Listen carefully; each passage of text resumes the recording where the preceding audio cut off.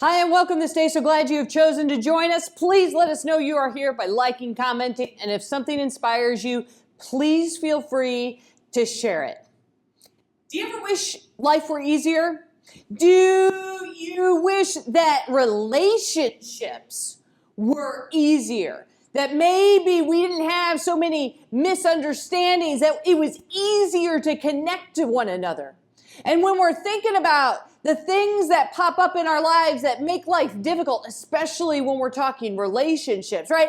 All these kinds of barriers begin to arise. And how do we figure out how to get through those things? Because the most basic of human emotions is that, right, the things that we deeply desire are to belong and to be loved, and to belong and to feel love, and to understand that at the core of who we are, we're going to have to deal with. How do we get through those difficulties? How do we break down barriers that arise within ourselves, that create barriers with others? How do we make our life a little bit easier by breaking down those barriers? And so today we are looking at a scripture that is this is almost always read on the day of Pentecost, which Pentecost, it just is the 50 days after Easter. And this scripture has a whole lot of beautiful energy in it, but it also, through a lens of breaking down barriers, shows us something about what it means to challenge the barriers within ourselves, the barriers that we have with others, the barriers that keep us from feeling connected, keep us from feeling like we belong, that we are loved. And so before we begin reading out of Acts, let us pray. Spirit of God, come upon us. Open us to these words found in Scripture, that we may be inspired about how to tear down those barriers that get in the way of us thriving, of feeling like we belong, that we are loved, and that we can be more deeply connected to one another. Help us, oh God, to understand how we may go through our lives in such a way so deeply connected to you that we can tear down the barriers that keep us from feeling connected to one another. Amen. So beginning in Acts 2, verses 1 through 7. When Pentecost Day arrived, they were all together in one place. Suddenly a sound from heaven like the howling of a fierce wind filled the entire house where they were sitting. They saw what seemed to be individual flames of fire alighting on each one of them. They were all filled with the Holy Spirit and began to speak in other languages as the Spirit enabled them to speak. There were pious Jews from every nation under heaven living in Jerusalem. When they heard the sound, a crowd gathered. They were mystified because everyone heard them speaking in their native languages. They were surprised and amazed, saying, "Look, aren't all the people who are speaking Galileans, every one of them?" So right there, Pentecost, 50 days after Easter, 50 days after the resurrection, the disciples are gathered and there are lots of other people. And the Spirit of God is known, is experienced. And the way it's described here is a fierce howling wind. Like it is, the Spirit of God cannot be ignored. It is forceful. It's like, whoa, what's going on? What's happening? And that as the Spirit of God falls upon them, they can begin to understand each other, right? They can begin, when they heard the sound of crowd gathered, they were mystified and everyone was speaking in their native languages. They were surprised and amazed, saying, "Look, aren't all the people who are speaking Galileans, every one of them?"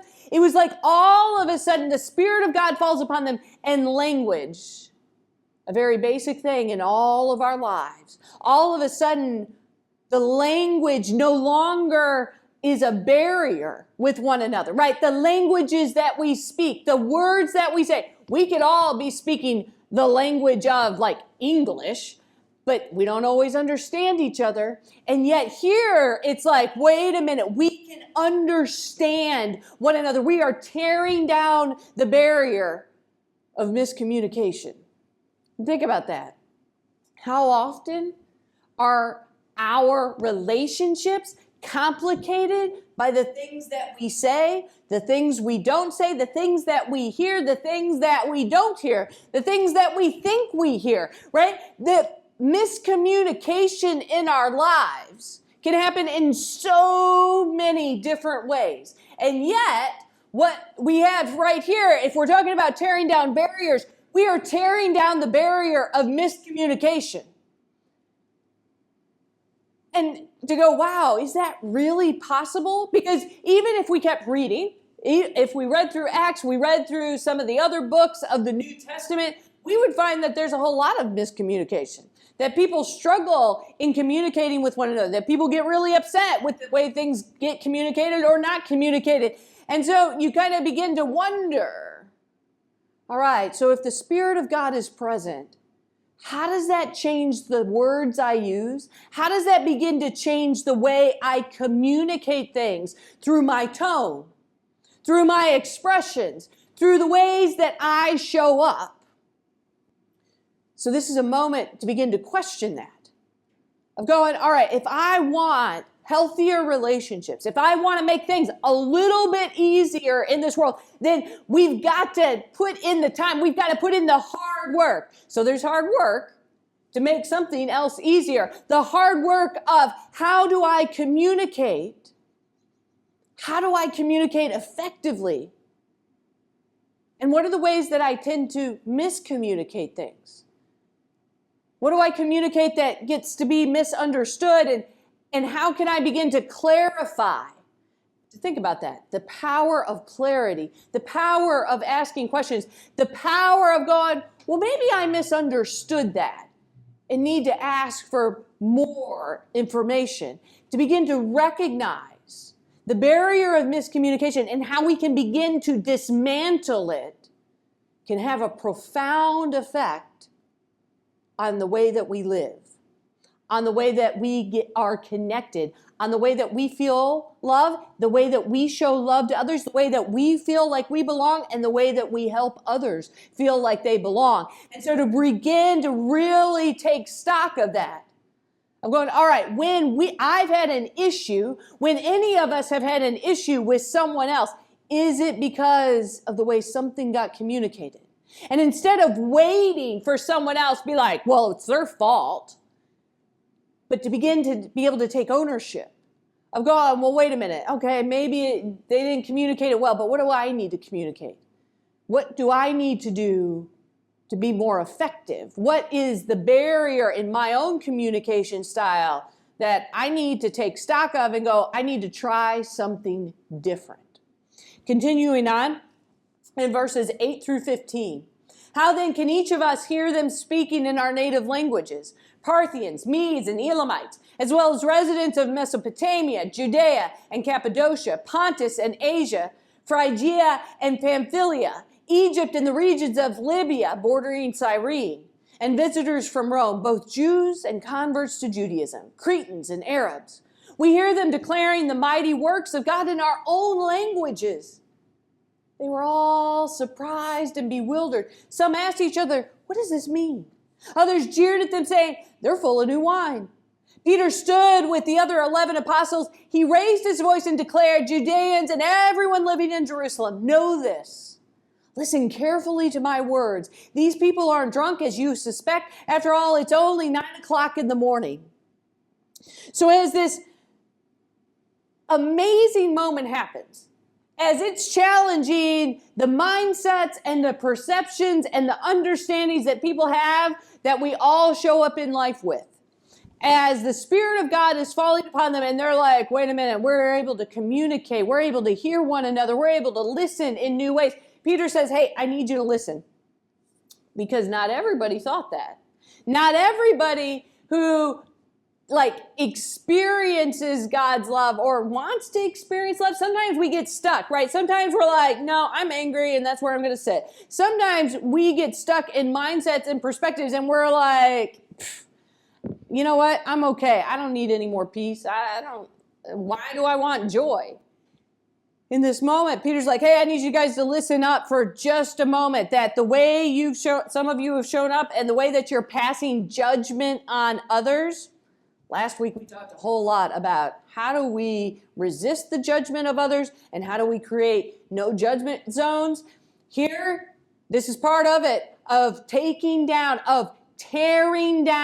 the barrier of judgments, is we have to listen, and we have to listen with an open mind, and we have to listen to one another in new ways, and we have to be like, it's okay to be surprised. It's okay to not fully understand. It's okay to ask questions. And Peter, here, he's like, all right, let me kind of help with this moment, because I understand this is so confusing that we're headed down a path now where he says this, these people aren't drunk as you suspect. After all, it's only 9:00 in the morning. And we may be like, well, you can still be drunk at 9:00 in the morning. And so what are you trying to do here, Peter? Peter's trying to get them to slow up on their judgments, to slow up on what they think they know. He's trying to get them to pause a little bit. And when we're thinking about that, when we rush and we come to conclusions, right? When we jump to conclusions, that is a barrier.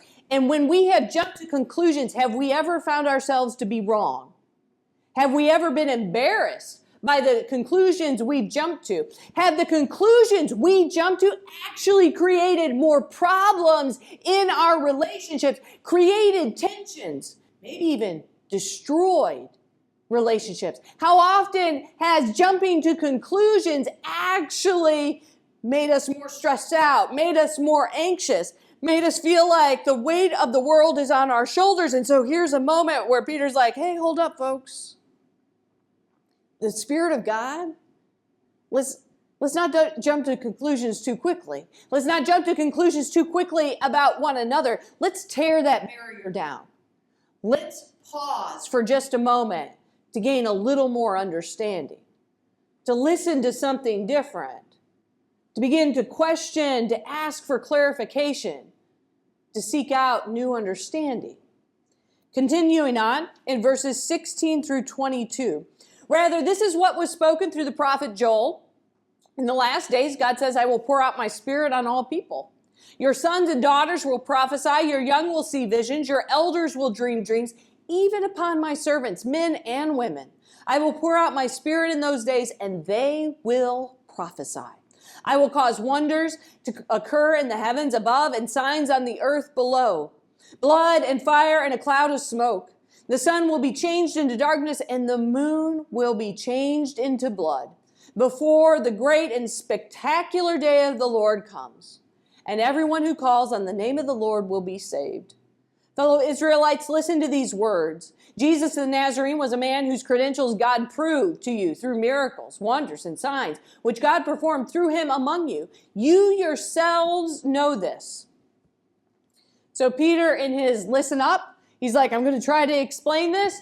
And he goes to the book of Joel. And what he's quoting is Joel 2:28 through 32.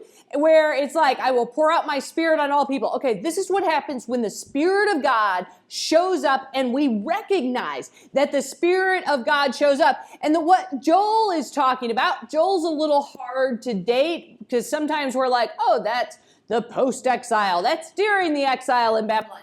Joel is a little different. What we know about Joel is people's lives are complicated. They are difficult. They are exhausted. Their relationships aren't so great. They feel like the world's kind of caving in upon them. They are burdened. Life is not easy. And they are looking for relief. And so Joel is saying, well, here's what happens when we recognize that the Spirit of God is poured out upon us. When we are open to that, we begin to see the world, understand the world, and others differently. We can dream dreams. We can have visions. We can do what we thought was impossible. And then he moves to Jesus. And Jesus was all about doing the impossible. When people were like, impossible that we have worth or that that person has worth, Jesus made it possible to know that we are worthy. We are worthy of love and belonging. Healing is possible. Jesus is like, no, we can help each other. We can have compassion. Jesus was all about tearing down barriers. Jesus is like, no, you think forgiveness is impossible? Wrong. Forgiveness is possible. And so to recognize here what Peter is doing, he is like bringing in what you thought was impossible in life with the Spirit of God upon us. Those things become possible. Especially when we're talking about love and we're talking about belonging, we're talking about healing and compassion. We are talking about joy. We are talking about celebration. We are talking about the things that are so closely connected to God. And so he's like, I need you to be open to this. I need you to see it a little bit differently. I will cause wonders to occur in the heavens above and signs on the earth below, blood and fire and a cloud of smoke. Like this is stark. Like this is like, you think it's one way, but actually there are so many other ways to understand the Spirit of God upon us. The sun will be changed into darkness and the moon will be changed into blood before the great and spectacular day of the Lord comes. Impossible becomes possible. So Peter draws on this metaphorical language of Joel to talk about that.